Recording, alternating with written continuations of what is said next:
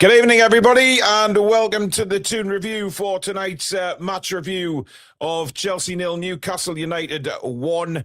A fantastic win for the lads last night, obviously, and it has put us in good stead for the rest of the Premier League season, and hopefully the lads can galvanise. Big week coming up. Barcelona, then the Mackems, of course. Now, I am flying solo tonight, guys. Unfortunately, just like the Newcastle United dressing room, the TTR staff have been hit with illness. Stato and Billy are not very well tonight, so they are unable to come on the show. So plenty interaction from you guys tonight as well on the game, and we'll get through it, no problem at all. Player ratings are there. They're pinned at the top of the chat or somewhere in the chat. If you want to go and put your player ratings in, you've got around 25 minutes left to get the player ratings in for the match yesterday, if you haven't already done so. I did check before the show started, and there has been a lot, again, of player ratings put in, so we'll take a look at that. If you do enjoy the show tonight, please do smash the like button, and of course, if you're new to the channel and you like what you see, please do subscribe as we pursue 48,000 subscribers. Thank you to all that subscribed yesterday, and welcome to everybody.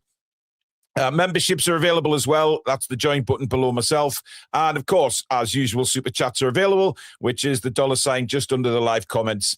And that will guarantee your comment to be read out on the show as a thank you for super chatting. We've had one already, which came in very early from EG. He says, hypothetical, would you rather keep Tonali or sell Tonali to either Man United, City, and get Anderson back and essentially break even in the finances? I don't want to lose Tonali, mate. I think Tonali could be a pivotal cog for us next season. And by all accounts, he's asked to be in the the leadership group next year. And that's very important for me. I know there's stuff about his agent, but I really do think that's been blown out of all proportion. I've got the actual statement from the agent, and he doesn't mention using Newcastle as a stepping stone or anything like that. It basically says that he's come to England to become a superstar. And quite frankly, I don't envy him that at all. And he can achieve that with Newcastle United, providing we do things the right way, of course. But look, yesterday for me was one of those games that we, I guess, expected not to win. When we saw the team sheet, of course, I'll just remind everybody of the team. There it is. You looked at that lineup and you thought, where is the creativity going to come from? Where's the physicality in midfield? Are we going to get overrun? Especially with Voldemar back in midfield.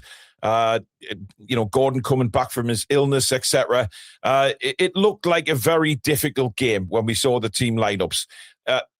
Thankfully, I mean, look, those guys fought like lions yesterday. And, as well as being, critical of some of the performances this season, when Newcastle play like that, they deserve all the credit in the world. And I know some people weren't happy with the performance and they were saying, we just parked the bus against Chelsea. It was never about parking the bus for me. It was never that kind of game. What it was making sure that we held on to what we had, especially with what we've got coming up this week. And I thought the lads put in a hell of a shift yesterday. It wasn't pretty, but did anybody think that the game was going to be pretty before kickoff?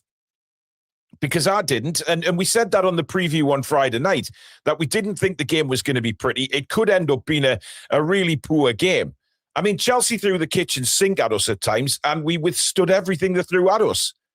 And for that, you have to be really proud of the lad's performance last night. Anthony Gordon led from the front.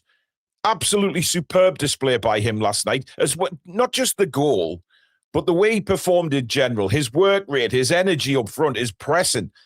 And then coming back and helping out the defence as well. And I think he needs to take a lot of plaudits for yesterday. You got Aaron Ramsdale in goal, who was absolutely superb, coming and collecting all the crosses, punching when he had to. And what I loved about his punching was that he wasn't frightened to take a hit. He was more bothered about getting to the ball first, and if he takes a hit, he takes a hit. But he was also of the opinion, I'm going to go through everybody to punch this ball or to collect the ball, whichever way it was. And I thought that was really good. And credit to him, because we need a goalkeeper like that. And then the saves that he had to make, he did really well to make. So, again, a very strong performance from Aaron Ramsdale. But the two centre-backs as well, really strong performances from Chow and Botman. Given that Botman hasn't played a lot and he's looked very, very rusty, let's be honest, in his last couple of games that we've seen him, with sloppy passes and giving the ball away and things like that, but not yesterday. Every man stood up. And yes, there's going to be some players who we thought maybe weren't at the best yesterday. The usual suspects, I guess. But all in all, I don't see how any Newcastle United fan can be annoyed at that yesterday. And look, it doesn't matter whether you're Eddie Howe in or Eddie Howe out. It doesn't really change people's opinions as to whether he can take us any further. But that's not what it's about at the minute now. It's about finishing the season strongly. Eddie Howe is not going to lose his job before the end of the season. So for me, it's pointless talking about it. Yes, we can criticise, absolutely, or we can praise, depending on which way it goes. But the way Eddie set up yesterday, his tactics were spot on again, and we won the game. So we can't look at it any other way, in my opinion. So praise when it's due, criticise when it's due, but that's part of football, is it not, as a fan? When we lose, we'll pick the bones out of it. We'll criticise if we have to. But when we see the guys putting a performance in like that, and I said, I used the word warriors in the match reaction thumbnail, and I think there were yesterday. It's very rare that we've seen that this season, where they're actually just fighting black and white blood for everything. And you've got to give them the plaudits for that performance, because I thought, you know what, fight for the points. And given how many times we've chucked leads away this season, wasn't it just nice to see a clean sheet and hang on to a lead? No matter how we did it, it doesn't matter. It's irrelevant. And the pundits and whoever else can slag us off and say, they're just parking the bus, they're playing boring football. Who gives a toss? If it means just getting 3 points at this stage of the season to keep our Premier League season going, there is just a slight chance that a European place is still there. And if we can get through this week, depending on what happens in Barcelona, but the game against Sunderland is huge next Sunday. Hopefully a week today, we're celebrating a fantastic win over the Mackhams and another 3 points in the Premier League. All we can do now is get as many points as we can. And then at the end of the season is now the time for me to discuss managers and players and things like that. It's all irrelevant now. So whatever side of the fence you're on, it doesn't matter. We're all behind the team now to finish the season as strongly as we can. Couple of super chats in. Sean's been a member for 32 months now. Thank you very much, Sean. Samsonite Dove says, was at a concert with 80 stars like Nick Kershaw and Kim Wilde yesterday, so didn't see the live game, but a fantastic result and fight. It really was. Orkney Toon fan says, what happened to the new theme tune? We change it every now and again. It just keeps things fresh. But we all prefer this one, to be honest. There's a lot of people like the new one that we had, but yeah, we like this one. But that's not to say that it won't change again, because there's some very clever people out there help us in the background with theme songs and things like that. So it's always been put together. Asker, thank you. It takes wins like this for players to gain the confidence to finish games. Yeah. And you see the players coming off yesterday, the camera outside the dressing room, and look how delighted they are, apart from Johan Wissa, who didn't even acknowledge the camera, walked straight past. And I don't know whether you've noticed, but he wasn't in the team photo in the dressing room. Now, that's not to say he wasn't there. He could have been hidden. I don't know. But it's very strange that he wasn't there. And you can't see him at all in that picture. He doesn't look a happy man at the minute, Wissa. But listen, he's only got himself to blame at the end of the day. He should not have gone to the friendlies to play for Congo when he hadn't had a pre-season, especially on the pitches out there. They're not the best, let's be honest. And then he's come back. He's got himself fit again, but he's not done it on the pitch. So he's had plenty of opportunities, and all he's got is a couple of tap-ins, but he's looked absolutely useless so far this season. So, this is going to sound very strange because of, all the controversy and things like that that's happened with strikers this season. But I don't think we're doing too badly with Anthony Gordon up front. I think we do look a threat. And the fact that he scored yesterday, look, he's not everybody's cup of tea. He's definitely not everybody's cup of tea, right? But he's not, for me, the scapegoat. He was brilliant yesterday. And if a good informed Anthony Gordon is an asset to Newcastle United. And you saw that on the pitch yesterday, especially how he led the line. You know, you could look at putting Voldemar up there. Would he have led the line as good as Anthony Gordon did last night with the pace and everything? Probably not. So the question is, where does Voldemar fit in? I mean, he did okay yesterday in midfield. He wasn't a passenger yesterday, but he's still not that Joe Linton-esque or anybody else for that matter midfielder. He's not a Miley. He's not a Tonali. But that's, again, for the end of the season. We have to now just go with what we've got. And hopefully this team is strong enough and mentally strong enough as well, because you've got to be mentally strong. And that's what I was so proud of the lads for last night. They were mentally strong and battled till the end, despite some very strange refereeing. Johnny's been a member for 14 months. I thought the game was an excellent defensive display. They were warriors yesterday.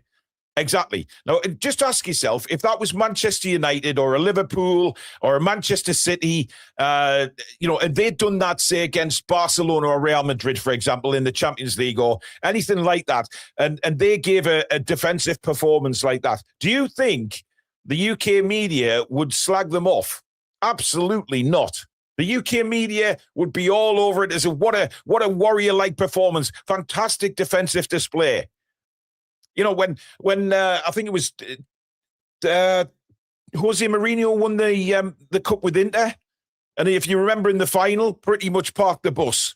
But he got all the plaudits because it was brilliant tactics. So it's just because it's Newcastle, guys. And look, we're well aware of that now. It's Newcastle United. We're just going to have to take the crap and just laugh at them, because you've got to win ugly sometimes. You can't win playing free-flowing football all the time. Not even the big teams and title winners do that. Sometimes you have to grind out a result. And that was a grind. No doubt about it. It was a grind, especially the second half. But we came through that grind with flying colours. And you saw how happy the players were at the end. But obviously, before the game had even kicked off, right, everybody was looking at the screens who managed to watch the game and was absolutely bewildered by what we saw before a ball had even been kicked. And that was this. I still don't know what the hell was going on here. Now, I'm going to play a clip of Liam Rosenior in a minute, the Chelsea manager, because he wanted to try and explain. He blamed the referee for all of this. What are Chelsea doing there in the first place? You know, and I've seen ex-referees coming out today and saying that the referee should have been strong enough to move the players and book the captain for trying to do that. The centre circle, everybody should be out of the centre circle come kickoff. A few referees have said that today. And I can't say that I disagree with that, because it ends up being a farce like this. And Liam Rosenior's excuse, we wanted to respect the ball. I mean, is that where we are these days in football, that the players are now doing some sort of religious respect to the football before a ball is even kicked? It really was embarrassing. And I'm sure Paul Tini is extremely embarrassed by that yesterday. If he's not, then there's something the matter with him, quite frankly, because that was an absolute farce before a ball had even been kicked. And of course, you're going to say, and this has been said a lot today as well, by the way, if certain decisions went against Newcastle United yesterday, and it really did swing the game, you have to look at that and think something's not right there. Why is Paul Tini not been strong enough to get the players out of the centre circle, or at least move himself out of the huddle? He didn't have to stay there. You know, even if they surrounded the ball, he didn't have to stay in that position. He could have just ducked out of it and walked away. But the fact that he stood there for the whole of the huddle, you're all thinking, well, hang on a minute, what the referee? So Chelsea are going on about how they're going to play and stuff like that and gene each other up. And you've got the referee of the game standing right in the middle of it. It was a fucking joke. I have never seen that before. And I know Chelsea have done that before. I think it was last week they did it. But the referee wasn't involved. The referee wasn't anywhere near it. But this time around, Tierney is standing there. And, you know, look at that picture again. You know, he's not exactly not listening. It's like he's having a chat with Cole Palmer there. And you have to wonder, you know, is Cole Palmer saying, get out of the huddle? Or is Cole Palmer just having a general chat with the referee? And then Rosenior's got the balls to... He completely lost it last night, by the way, after the game. He's got the balls to come out and say that Chelsea are going to contact the PGMOL to complain about Paul Tierney. I'm sorry, but as Newcastle fans and Newcastle United as a club looking at that yesterday, that needs investigating the other way around. And, well, everybody needs investigating, actually. The PGMOL need to sort that out as well. And what the hell Tierney was doing. But for somebody, for a Chelsea manager to come out and say, we wanted to respect the ball, I think is quite farcical, to be honest. It's absolutely farcical. But I'm going to play you the clip now from Liam Rosenior and see what you make of this, guys, because honestly, it's absolutely laughable. Listen to this. Can I ask what you made of the referee in the middle? Yeah, I'm disappointed. I'm disappointed. There's more focus and emphasis on the things that don't matter. I'm going to make it really clear. I want to protect my players. I'm respectful to the game. My players made a decision that they wanted to be around the ball, to respect the ball, and show unity and leadership. That is not my decision. That was a decision between a leadership group and a team. There is nothing that they're doing with that huddle that is disrespectful to the opposition. And do you know what's amazing? Before the game, it wasn't me. We had a meeting with the referee. My assistant goes in. The first thing he talks about is our huddle. And he says about when I complained about Arsenal being in our half. It wasn't the goalkeeper coach that was in our half, and people who were at that game at Arsenal know why I said what I said. We're not being disrespectful to the opposition. If Paul had focused more on his job, which was to make the right decision, we have a penalty today. I don't think anybody in this room can say that Voltemada doesn't kick Cole Palmer down in the box. So let's focus on the things that are important. My team showing unity is not as important as getting the decisions right on the pitch. Now, what I'd like to say in response to Mr. Rosenior there, first of all, it is disrespectful to the opposition when you're having a huddle and the fucking referee is standing right in the middle of your huddle and it's right on the centre circle where really you're not supposed to be. I mean, I know there's no written rule, but when have you ever seen a team do that before? And then he comes out with an excuse saying it was to respect the ball. What the fuck is he talking about? Somebody tell me what he means by respecting the football, because I haven't a clue what he means by that. But for me, it was disrespecting Newcastle. It really was. And the fact that the referee, I mean, look, everything needs investigating about that. And he's trying to just fob it off as a nothing thing and then turning around and saying he should have done his job better and gave a penalty. Well, Mr. Rosenior, go and look at that incident again. You'll find that Cole Palmer, studs went down the bottom of Nick Voltemada's shin and stood on him and fell over. That is not a penalty, my friend, in a million years. Now, if you're a Chelsea fan, yes, you're going to have a look at it and think, yeah, he was kicked. But the way Rosenior has described it there, said Voltemada kicked Cole Palmer and it was a penalty. Not in a million years. You watch it, Cole Palmer stands on Voltemada and then dives. I don't care what anybody says. That is what happened. And if you think otherwise, you need glasses. I'll give you mine. Because quite honestly, it was disgraceful. He should have been booked for diving because he deliberately stands on Voltemada to try and get contact and go down for a penalty. But he also fails to talk about Reece James, who suddenly became a WWE wrestler with Malik Chow on one of our corners. In fact, there was 2 fouls in that corner, if you remember. 2 Newcastle players thrown to the floor, yet nothing given from the referee or VAR for that either. So I think Mr. Rosenior needs to go and have a word with himself and then take his face for a rather large shite, because he has absolutely embarrassed himself after the game yesterday. completely embarrassed himself. And he's clutching at straws because his team were not good enough to break down Newcastle United.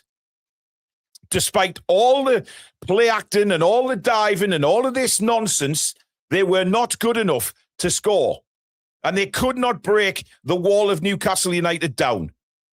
And that, quite frankly, makes me even more proud of that result last night. Because we didn't fall for the shenanigans again. We kept to our game plan. And then you've got their manager coming out with absolute tosh. There's nothing else you can say to that. Because he's coming out and saying respecting the football. I've never heard a manager say that in my life, or any footballer saying we did the huddle to respect the ball. What a crock of absolute fannies. And then to say that they had a penalty. My God, really clutching. And I just think he is completely out of his depth at Chelsea. That was a manager who had absolutely no comeback on what happened in that game at all. He had no comeback, and he was clutching. Because one thing he didn't do was praise Newcastle United at all. In fact, some of the pundits have had a go at Newcastle for the way they played. Why? Why should we apologise for the way we played? No, I'm sorry. You just don't do that. We went there to get 3 points last night, up against it, and we did it. And Newcastle, once again, do not get the plaudits that they should for that performance. And yes, we've all hammered Newcastle United this season, and rightly so, in my opinion, because the Premier League hasn't been great. Not a chance, has it? But then you look at last night, and you look at that performance, and you look at the last couple of games. There's been improvement. There's been fight. They're mentally strong. And I'm not going to sit here and say, oh, that was an awful game last night. I just embarrassed myself, just like Rosini has done there. But like I say, it doesn't matter what side of the fence you're on. You have to support the lads in what they did last night and what they've been doing in the last few games. And the manager as well, for all the stick he's getting, whether we want Eddie in or out, he got things spot on last night. The substitutions were at the right time. And, you know, you just look at something like that and you have to laugh. But even after the game, Anthony Gordon spoke. Now, it wasn't about the game, because basically he now came out and responded to, I guess, the flack that he'd got for not starting the game on Tuesday night against Barcelona. Now, it's fair to say that Anthony was very upset because the Newcastle media team had told him what was being said about him, should have started the game, things like that. Listen to what Anthony's got to say here, and I'm sure this clears it up for everybody. Saying I didn't want to play in the biggest game of my career is absolute nonsense. What the media guy told me was being said was complete and utter stupidity. Like, I was in bed for 3 days, missed training, so I was sick for 3 days, then I turned up on the day of the game, ready to start the game. I thought I was starting. When I got to the stadium, the manager told me I wasn't playing, which you can imagine I didn't like very much, but that's his decision. And the team played great, but saying I didn't want to play in the biggest game of my career is absolute nonsense. I think it was Rooney said I walked past and didn't shake their hands, but then went in the change room. I didn't. I got changed by myself in a change room the size of this. It was just me in a sink. So complete nonsense. I think they need to do better. So there we go. Very, very open interview from Anthony Gordon there. And, saying about shaking hands with me. Look, we've all said it, right? We thought it was really strange how he didn't shake hands with them and then went into the dressing room. But Gordon's just cleared that right up now and saying he didn't go into the dressing room. He got changed in a room separate from the team. So that puts everything to bed for me. And I'm pleased that Anthony Gordon's come out and said that, because that is very strong of him, because he obviously wanted to play. And he admits there, yes, he was disappointed that he didn't get the start, but he can understand because he was in bed for 3 days with an illness. And then he comes in, he hadn't trained, came in to try and start the game. I think that is a brilliant interview. And I think, we all owe, the people that have been saying about going into the dressing room sick, obviously it's handled very differently behind the scenes. And I'm pleased that Anthony Gordon said that. It gives us a little bit of a door opening, if you like, as to what's going on behind the scenes when this illness is going around. And I don't think, you know, the even Alan Shearer, the comments he made, etc., they're all wrong. They're all completely wrong. And I think it's good that Gordon has come out and said that, but I think he's given a big FU to quite a lot of people, including Shearer, because they didn't have a clue about what was going on. So I'm pleased. And look, Gordon then said that he was disappointed he didn't play. However, the lads went on and played brilliantly. And then Gordon puts in a performance like that. So to say that Gordon's not playing for Eddie Howe or not playing for Newcastle United, he's just playing for himself, I think it's a load of tosh, to be honest. And I've seen a little bit of a difference in Anthony Gordon, and certainly coming out and saying that and then putting a performance in that he did last night. Good on him. Good on him. And long may that continue till the end of the season. And like I said earlier, I think we're playing better football where he is at the moment. I think we look dangerous. Is he a prolific goal scorer? Probably not. But he got another goal last night. And Nick Voltemata would not have done the same job. Let's be brutally honest here. Nick Voltemata does not have the pace to do what Anthony Gordon did last night. You look at Gordon's performance, the goal, he never gave up catching up to Willock.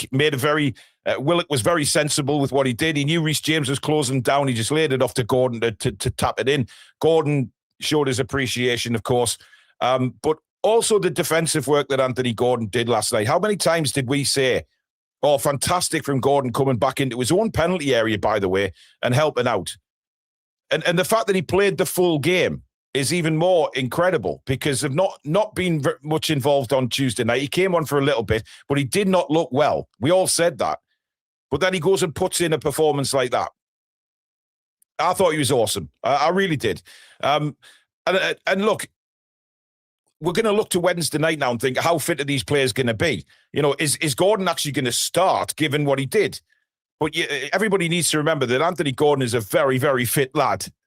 And despite the fact he played the full game yesterday, he can start against Barcelona, no problem. And I think we need him because I think the first leg proved that really pace is going to be better for us than what Voltemata can probably do against Barcelona. Now, Barcelona played today and they made a number of changes. Lamal didn't even start the game. So they are really worried about this game on Wednesday. And credit to us, because Barcelona have rested a whole host of stars today in their league game because of what's coming up on Wednesday. They know they're in a big game. And I think the likes of Gordon and maybe Elanga, Barnes, get at them. And you look at our midfield performance yesterday and you look at Joe Willock, who has come in for a lot of hammer from me and from a lot of fans. He was great yesterday. But Jacob Ramsey, I mean, we were saying, what the hell is happening? Why did we sign him? I think it's quite clear now why we signed him. He's starting to come to fruition and he looks a talent. There's no doubt about that. And a lot of Villa fans have even said, look at Jacob Ramsey's performances. It looks like the ones he was putting in when he played for Villa. That's only a good thing, guys. He's looking so composed on the ball. But what's impressing me about Jacob Ramsey is his physicality. We were all wondering where that physicality was coming from yesterday when we saw the initial team sheet. And then we're looking back at the game thinking, holy fuck, what a performance that was from Jacob Ramsey. Getting stuck in, knocking people off the ball, winning and passing the ball. He's very confident on the ball. He doesn't panic. But one thing I love about him is if he does lose it, he busts a gut and a half to go and get it back. And I think it's a massive plus point for us as a team that Jacob Ramsey is coming to this kind of form right at the back end when we need results. And it's going to be very, very difficult to run in. Certainly this week, Barcelona, Sunderland, get them games out the way, the international break, and then you're in the home straight. And then it's all about picking up as many points as you can. And that's all it's about. It's not about performances. It's not about anything. It's about getting results. And if we have to win the majority of the games ugly, then that's what we'll do. And is anybody else going to complain about that? Because I'm certainly not. Because I'd rather see grit and determination like that than losing a game of football by trying to be too clever and passing it about and trying to walk the ball in the back of the net. I'd rather us put up a fight. and not bend over and take it up the backside like we have done a lot of the time this season. This is the Newcastle United that I think all the fans want to see. The never say die attitude, the never giving up. Now, look, Jacob Murphy captained the team yesterday. It was a very, very proud moment for him, obviously. But listen, I still think that he is now on a serious decline, Jacob Murphy. He is not the player that he even was last season. Okay, I've got nothing against Jacob Murphy. I love Jacob Murphy for his commitment to this club. He's a Newcastle fan, and he puts, you can never question his effort or his love for the football club. But that right-hand side, Elanga was better last week. Hopefully we get to see that again against Barcelona, because I think Elanga will start the game. But then you look at Wissa and you look at the situation with him and you think, all is not rosy in the garden with Yoane Wissa. And like I said at the start of the show, where they filmed the players coming back into the dressing room, he looked, he didn't even look at the camera. He didn't want to know. Didn't want to know. And he also didn't appear in the photograph at the end. I tell you something now, that could be a big statement. And look, like I said, he's got himself to blame. Anthony Gordon's coming in there and has sort of grasped the striker situation. And if he plays like that for the rest of the season, nobody's going to have any complaints at all. Because Wissa's not done enough for me. But there's very important games that I think will need rotation at some point. But whether we see him again, I don't know, because I just don't know what's going on with him. KJ Ditchburn 96 says, great effort from the lads yesterday. What did you think of Murphy? Will he play Wednesday? Also, happy Mother's Day to all those mothers out there. Indeed, absolutely so. And of course, from my point of view, a happy Mother's Day to Susan, who has took my kids on, and just an incredible mother, an absolutely fantastic mother, as I'm sure everybody thinks the same of their children's mums as well and stuff like that. And just happy Mother's Day, everybody. And I hope you've had a really, really good day, especially with the Toon winning last night, of course. Paul says, respecting the ball, D-Ref. Yeah, respecting the ball. American Magpie says, highest form of flattery is pundit disrespect. You're not wrong there, mate. Biff says, member for 8 months. Stepping on someone at pace can have you go down, but a penalty is laughable, but not simulation to me. I would like post-match cards issued for dives. Yeah, but the fact that what I'm talking about, mate, is the fact that he went rolling around, grabbing his ankle as if he was the one that had been kicked. That was wrong. There was nothing wrong with Cole Palmer. He wasn't injured in the slightest. He tried to con the referee and say that he was injured, and I really do hate that. Borg, member for 16 months, has bought my first TTR swag yesterday. Shipping to the States sucks, but can't wait. Thank you very much. Really do appreciate that. And Dave says, 8 minutes added on. Do you think it's about time the refs should make the reason for their decisions public post-match? Look, with regards to the time added on at the end of the game, I think we all expected that. Because you look at the delays in the second half and then the substitutions, etc. There's a couple of VAR things. I knew it was going to be 7 or 8 minutes. But I thought we navigated that injury time absolutely brilliantly. So, you've got the Willett going down, as Julie's just said there. Twice he went down, so there were stoppages there. I just think in the VAR stuff, it's fine. It's fine. We navigated it. So it's I expected it. I would have been more annoyed if it was, 10 or 12 minutes. Clone Lad's asking, what about the disappearing clock? Obviously, I wasn't watching Sky doing the commentary. I was watching it through our usual provider. However, I did hear about it, and certainly heard about it at the time for those people that were listening to our commentary and watching the game on Sky. I don't know. Have Sky come out and said anything today as to what happened there? Because that seems very sus to me that they suddenly take off the clock. I don't think, if I'm being openly honest, I think it's been made out to be more than it is. I think probably just a technical fault at Sky's end with the clock. That's not going to stop the referee. That's not going to stop the referee looking at his watch. Because to be fair to the referee, he blew dead on 8 minutes. You know, he didn't add any more time on. It wasn't like the referee added anything past. In credit to the referee, he didn't go past the 8 minutes, did he? He left it as 8 minutes, blew on 8 minutes, and the game ended. So I don't really think that had anything to do with it. What I'm quite perplexed about is the fact that they went straight to the Arsenal game after Newcastle finished. Yet the Arsenal game was already on another Sky channel. So why did they do that? And put 2 channels on Arsenal rather than just finish the post-match off, if you like, with what went on at Stamford Bridge. I found that bizarre. Probably more bizarre than the clock going off, actually. But I don't... Listen, I've never seen it before when I've watched football. I don't think I've ever seen a clock just disappear, especially in injury time. But yeah, it doesn't matter anymore, does it? I mean, if we'd lost the game... And we could all start really going, oh, this was a bit funny. This was a bit weird. Why did this happen? But it doesn't really matter now. It's all water under the bridge because we've got the points at the end of the day. And that's all that counts.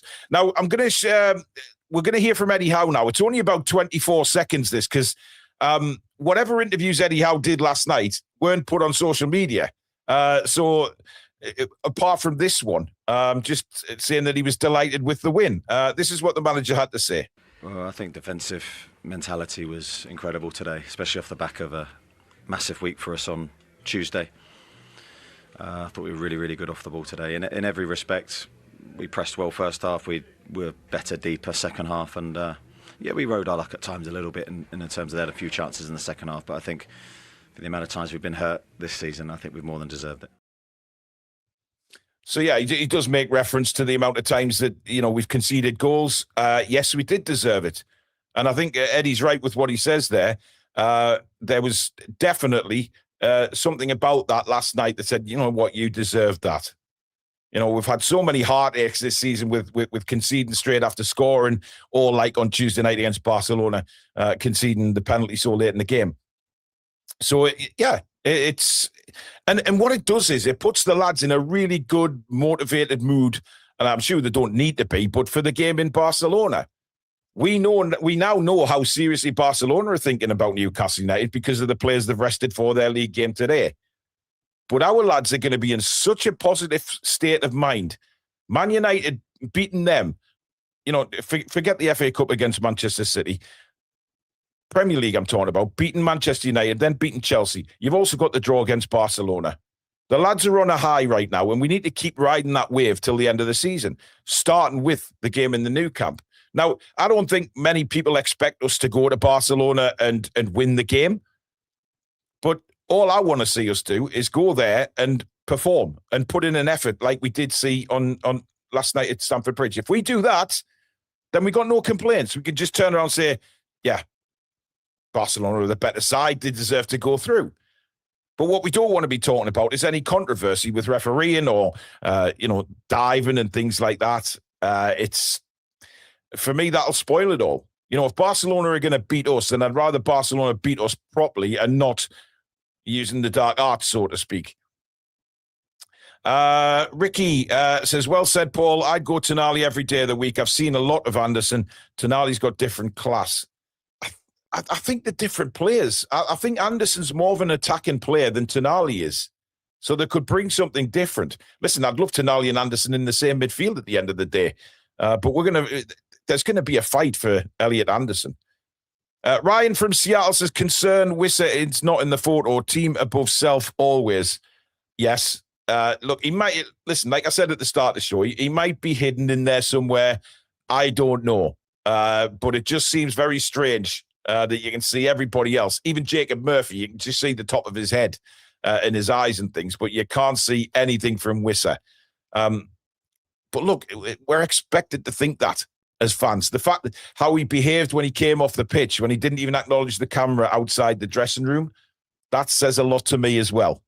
So I just think he's bound to be annoyed. He's bound to be upset, but I hope he's upset with himself and not Eddie Howe or any of the coaching staff, because it's his own fault. Phil, thank you for your super sticker. Much appreciated, my friend. Right, we're going to turn to the player ratings now, and like I say, we've had quite a few votes come in again. I'll give you mine as per, and then we will then talk about all the other stuff that goes with it. But the first thing I'm doing is I'm going to disconnect my VPN because I know what happened with that last time, and I kept freezing whenever I left the screen, and I don't want that happening again. Right. So what we'll do is, if you haven't put your player ratings in on the website, pop them in on here, guys, and we'll have a look at what you had to say about each individual player. But we'll start off with Aaron Ramsdale. When my system decides it wants to work, it's frozen solid right now. Let me just refresh it. Okay, it's working now. So it's going the wrong way. Right, let's start off with Aaron Ramsdale then, because, like I said, I think Ramsdale was very, very good. He looked. What I love about Ramsdale, and I've said this quite a few times, that I think Aaron Ramsdale is so calm when he's on the ball. You know, when players are knocking the ball back to him and stuff like that, and he gets pressed a little bit, he doesn't panic. He doesn't just welly the ball anywhere. He gets his head up. He looks to where players are. And some of those passes that he made last night were sensational. There was one that he hit Anthony Gordon, and I think it was in the first half. It was a beautiful ball from Anthony Gordon, from Ramsdale. Gordon brought it out the air brilliantly, and it put us straight on the attack, as a lot of his play did yesterday. He was great with the crosses. He was great with what he had to do. So I'm going to give him a 9. I'm going to give Ramsdale a 9. I thought he was absolutely brilliant. And long may that continue as well, by the way. You, the viewers, have given him... well, that's gone back to absolutely nothing, but why has that happened? Is it changing on the screen? No, it's not. Right, we'll have to try that again. The beauty of live stuff, guys. The beauty of live stuff. It's a never-ending bloody monsoon of crap at times. Right, let's see if this works. I don't think it is. It's not working, guys, so I'll have to read them out as I go through them, guys, unfortunately. The viewers, you scored Aaron Ramsdale an 8.6. By the way, it's not me having a Castor, guys. I can't help the system's not working. 8.6, you guys went for Aaron Ramsdale. Tino Livramento. Look, he put that brilliant pass through, didn't he? It was a wonderful pass through for Willock for the actual goal. I thought that was sensational. It was a brilliant move. Ramsdale to Chow to Livramento through to Willock, and the rest is history. I thought it was a really, really good goal. Tino's obviously getting back to full fitness. It was certainly a difficult game for him to start, but I thought him and the other defenders did what they needed to do last night. It was backs to the wall at times. I'm going to go with an 8, simply because I think Tino deserves to get an 8 because of the way, he came straight into the team yesterday. And like I say, a 4. And did anybody notice, we said it at the time on commentary, that Kieran Trippier looked as if he was coming on at one stage. He was standing right next to the substitutes, and then he disappeared. And Tino stayed on. So I'm going to go with an 8 for Livramento. You, the viewers, have gone with an 8 as well. Bang on an 8 for Tino Livramento. So well done for that.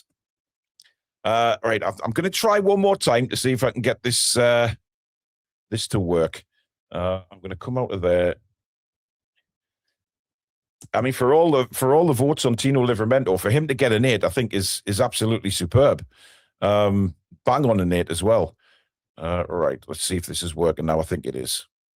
Right, Malik Chow.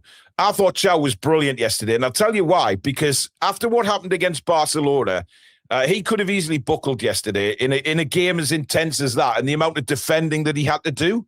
But I thought he looked back to his very best. He didn't let what happened on Tuesday affect him in any shape or form. I thought he was brilliant. Again, backs to the wall for the defenders for most of that second half. But he got on the end of everything. He cleared everything. Should have won a penalty for the wrestling move by Reece James. I'm going with a 9 for Malik Chow yesterday. And you, the viewers, let's get this on the screen now because it's working. You have gone with an 8.4 for Malik Chow. So well done to Malik for that.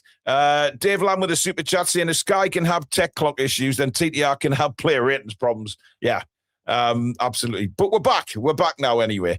Right, next to be voted is Sven Botman. Listen, Sven came into the game yesterday not really playing very well, if we're openly honest, since he come back from injury. He's made a few mistakes. His passing's been a bit weird. However, I thought he stood up to the challenge really well yesterday. Was he as good as Chow? I guess in a way he was.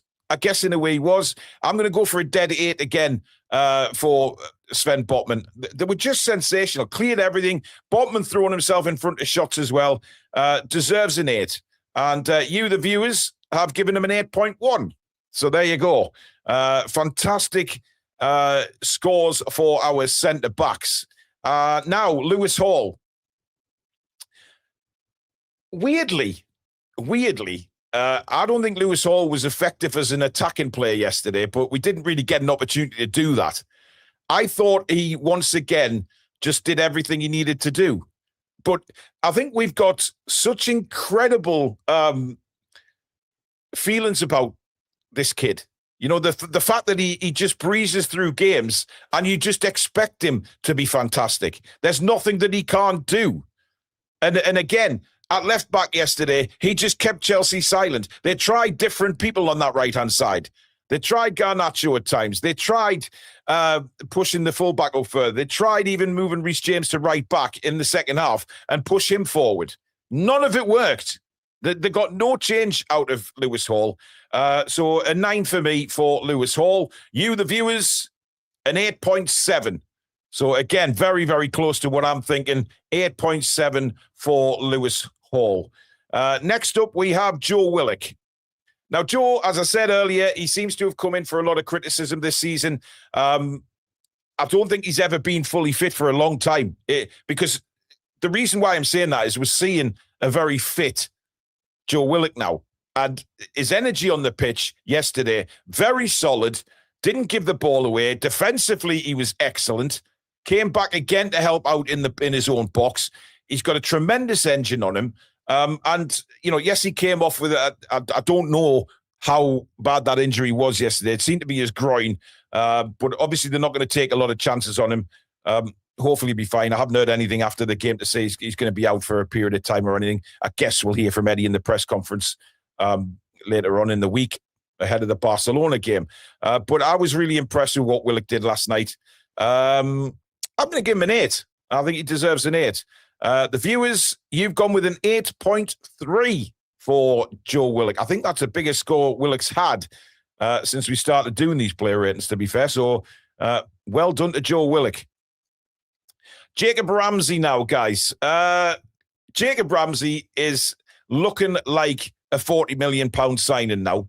He genuinely is. The way he conducted himself, not just last night, but in recent games, he is starting to come to the front, and we're seeing what talent this kid has. I don't think anybody really expected to see the kind of physicality that he's got. Nobody was thinking that. But I just thought yesterday, considering we were missing Joe Linton and Tonali, he stood up to the plate and thought, right, I'm the main man now. I will perform and I'll get Newcastle through this game. I just thought he was brilliant. The way he tackles, he wins the ball, he carries it, he passes. Just everything there is starting to come really good. I'm going for a 9 for Jacob Ramsey. I thought he was absolutely excellent yesterday. And you, the viewers, have got an 8.5. So well done. That is another high mark for Jacob Ramsey and definitely echoes to me how he played yesterday. Next up is Jacob Murphy.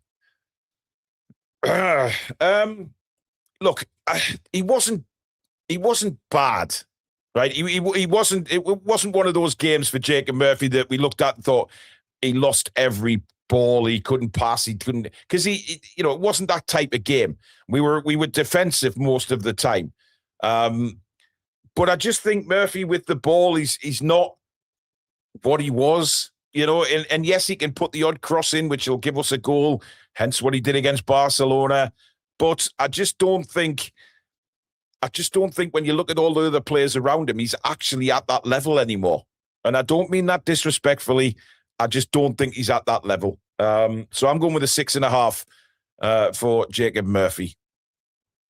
You, the viewers, you've gone for a 7. So decent score that for Jacob Murphy. But yeah, Julie, you're right. You can't question his hard work. Okay, nobody can question his work rate because it's always going to be up there. But with the ball, he's starting to fall behind other people on the pitch. No doubt about that. Nick Voltemada. Oh, I'm interested to see what you guys have scored, Nick Voltemada, because he was better yesterday. He wasn't just a passenger. He was involved in the game. But was he involved effectively? If you see what I mean, was he effective in what he did? I don't know. I look at his performance and I think, yeah, he was certainly mentioned a lot more. He got the ball a lot more. And I think he did link up play a little bit better. But, there's nobody can tell me he's a Premier League midfielder. But I guess with all the injuries, and apparently Joe Linton had a toe injury, so he didn't start the game. I'm not sure that I believe that for a second. I think he was just rested for the Barcelona game. But obviously, the communication from the club was just slightly different. But look, I think he worked his arse off, and that was good. And I think Julie, I kind of agree. It was probably the best game we've seen him in midfield, but it's a very, very low bar as a midfielder. But I'm gonna give him a 7.5 because I think he deserves a higher score. But I don't think he should be continued to be played there, and probably won't be once we get all the guys back in midfield. You, the viewers, have given Nick Voltemada a 7. So again, I mean that's probably his highest mark, certainly as a midfielder. That he's been given on this channel. No doubt about that. Okay, let's move on to the front three. Harvey Barnes. He's so difficult to mark at the minute because Harvey's one of these players, and we said it after the Barcelona game, that he's one of those players that even when he's quiet, you don't really want to take off because you know what he can do. You know what he's capable of. Cutting inside, hitting a shot. He's clearly not at the level that he was earlier in the season, but that's understandable. He's played so much football this season, Harvey Barnes, and I don't think he even expected to be involved as much as he is. And is he starting to look a bit fatigued, a little bit tired? Is the season catching up on him? Probably, but he's still effective in what he does. I'm going to go with a 7. I'm going to go with a 7 because he did play a big part in hanging on to that lead. He came back and defended numerous times. He was back helping out Lewis Hall. So I think you have to look at what he did off the ball as well as on it yesterday for a lot of the players, actually. The viewers, you've gone with a 7.1 for Harvey Barnes, so pretty bang on where I am. So I think we all think the same. Next up is Anthony Gordon. I mean, look, I'm going with a straight 10 for Gordon. I thought he was sensational yesterday. We've mentioned him a few times already during the course of the show. The work rate that he put in, the hold-up play was so much better. So much better. He ran the channels. He came back. He defended on numerous occasions. He was back there. Sometimes as the last man at times. And he never stopped. He never stopped. When Chelsea were passing it around, what I loved about Gordon's game yesterday, and I don't know whether you guys noticed it, but when Chelsea had the ball and they were just passing it back and forwards to the defenders and not really going anywhere, that's when Gordon was regaining a bit of energy. He didn't really sprint after the ball or anything like that because he didn't need to in those sort of positions. And he sort of recharged the batteries on numerous occasions and then pressed when he needed to. And I really liked that about Gordon's game yesterday. It wasn't lazy. It wasn't anything. He did a job, and he did that job brilliantly. So I've gone with a straight 10 for Anthony Gordon. Brilliant performance. You, the viewers, have gone with a 9.2. So that is a fantastic score for Anthony Gordon. Well done. And very, very much deserved. Very much deserved. Right, Joe Linton. Of course, he came on as a substitute. I don't know. He was involved a lot in the game because he definitely came on at the right time. We needed that bit of physicality back in midfield, and that's certainly what he offered us. And I was really pleased when Eddie brought him on because, we were looking as if they were pushing us back and back and back, and we were sitting very deep. Joe kept us a little bit, stopped us from that happening a lot, and I was really pleased with his performance. I'm going to go with a 7.5 for Joe when he came on. You guys have given him a 7.6. So again, bang on. And Joe Linton didn't need to do anything brilliantly yesterday. He just needed to be physical and win the ball and get rid of the ball. And that's what he did. And did it very well. Anthony Elanga didn't really get a chance to get into the game because it was all about defending. Certainly by the time he came on, Chelsea were throwing the kitchen sink at us, if you like. And I think it was a very professional performance from Elanga. Nothing incredibly outstanding, but he helped out defensively, got us up the pitch a couple of times. So that's what he was put on to do. Get the ball, get us up the pitch, even if it was just for a couple of minutes, just to reset and go again defensive-wise. Look, there's many people out there that just have given up on Elanga. I've criticised him so much this season, and rightly so. He has been poor, but the last few games we've seen a bit of light again. I'm going with a 6.5, and that may seem a little bit low, but when you consider the fives average, 6.5 is a good score for what Anthony Elanga did when he came on the pitch. You guys have scored Elanga a 6.9, so higher than me. But that's a really good score, I think, for what Elanga did when he came on. Dan Burn. Dan Burn came on to just shore up the defence. When we went to 5 at the back, he was on there with Chow and Botman. And listen, Burn did what he needed to do. I think he cleared the ball a number of times. He was very solid when he came on. I don't see how anybody can say that he had a bad game. I think he came on, and again, he was there to shore up the defence, and that's exactly what he did. He did his job. I'm going with a 7 for Dan Burn. You guys, a 7.2, so pretty much where I am. But you think of the crosses that Chelsea were putting into the box, and Dan Burn was pretty much one of the first to get his head on the clearances once he was on the pitch, and that's exactly what you want from Dan Burn. Very solid. And, what more do you expect? But there you go. That is the player ratings. I pretty much think that it was it Anthony Gordon that got the man of the match? I believe so. Let me just check what Lewis Hall's score was. 8.7. Yeah, 9.2 was Anthony Gordon. He gets the viewers man of the match. And I think that's right. I don't think there's any complaint from anybody about that. Gordon deserves it. He was absolutely fantastic yesterday. I believe he got man of the match as well for the TV. But look, Willock was not far away. I've seen a couple of people mentioning Willock in the chat. But look, there was some all-round very, very good performances yesterday. Some not at the level of other players, but that's understandable because they're not at that level of other players. But it's just given us a real shot in the arm, this, for the week ahead, hasn't it? It's really given us a boost, and a boost that we needed at the right time. A couple of weeks ago, a lot of people were just writing the season off, saying, we're not going to beat Barcelona. We're not going to the league season's gone. There's still just that slither of hope in the Premier League that we can reach a European place. And that's what they're fighting for now.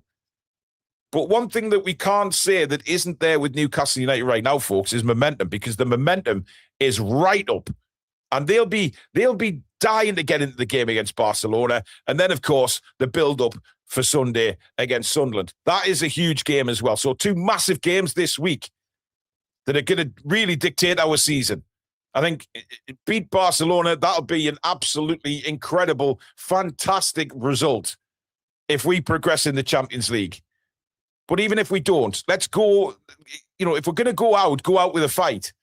But we'll cover that game later in the week, obviously, and then the build-up to the Sunderland game doesn't need any introduction, really, does it? So can't wait for that. I can't wait to be in that ground. I can't wait to feel that atmosphere of a time-wear derby again at St James's Park, because it's just electric.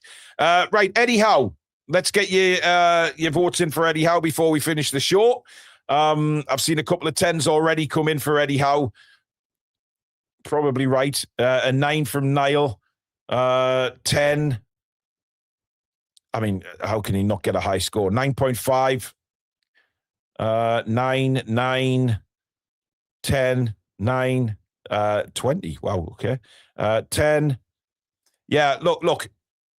The one thing that I was intrigued about in the second half yesterday was, how is Eddie what is his in-game management going to be like here? Is he going to make the right decisions and not just put players on, not throw a load of defenders on or whatever it is, or throw a load of attackers on? You know what I mean? Is he going to be sensible with these changes?